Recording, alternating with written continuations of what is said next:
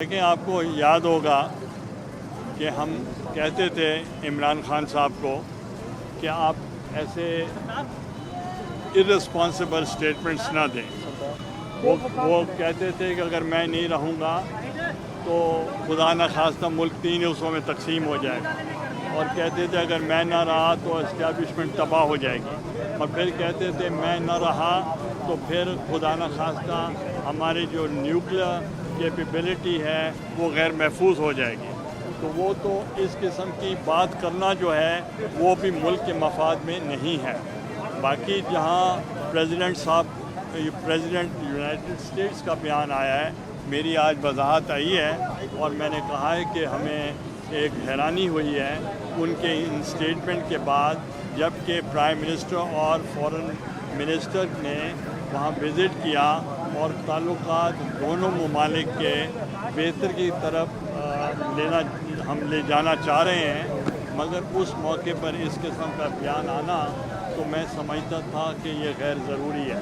اور اس کے لیے میں نے یہ وضاحت بھی کی، جتنے بھی انسٹیٹیوشن لائک NTI وغیرہ، انہوں نے ہمیشہ پاکستان کے نیوکلیئر پروگرام اور اس کی سیفٹی کے لیے انہوں نے ہمیشہ سپورٹ کی. اور جان کیری نے بھی اپنے بیان میں کہا تھا کہ پاکستان کا نیوکلیئر پروگرام جو ہے بہت سیکیور ہے.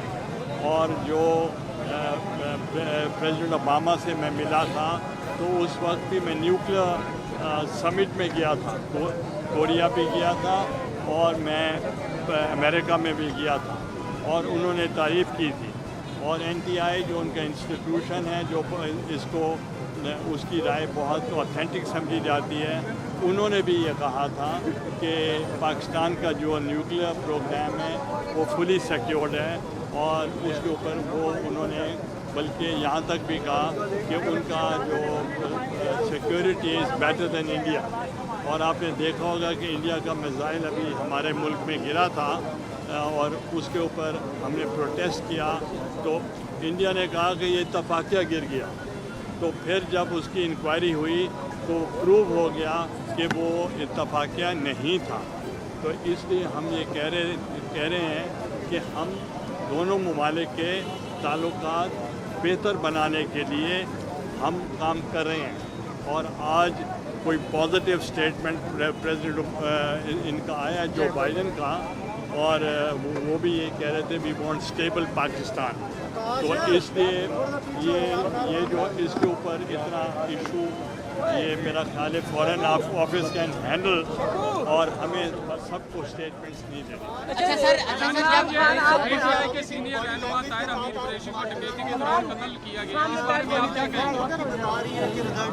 آپ کو کیا لگ رہا ہے کہ آج کے رزلٹ کس طرح ہوں گے؟ دیکھیں، پہلی تو بات ہے کہ میں تو حیران ہوں کہ وہ الیکشن لڑ کیوں رہے ہیں. اس لیے کہ جب انہوں نے اسمبلی میں نہیں جانا اور انہوں نے اسمبلی میں جا کر عوام کی آواز بلند نہیں کرنے، ان کے حقوق کی بات نہیں کرنی، اس علاقے کی پسماندگی کی محکومی کی بات نہیں کرنی، تو پھر میں یہ حیران ہوں کہ وہ الیکشن ان کو نہیں لڑنا چاہیے. اور جب کہ ان کے والد ریزائن کر چکے ہیں، چیئرمین عمران خان ریزائن کر چکے ہیں، ابھی کراچی سے ایک ممبر الیکٹ ہوا تھا، وہ بھی اس نے حلف نہیں اٹھایا. تو اس لیے میں آپ کو یہ کہوں گا کہ وہ جو اسمبلی نہیں جانا چاہتے تو پھر وہ امپورٹڈ کینڈیڈیٹ کو کراچی جانا چاہیے.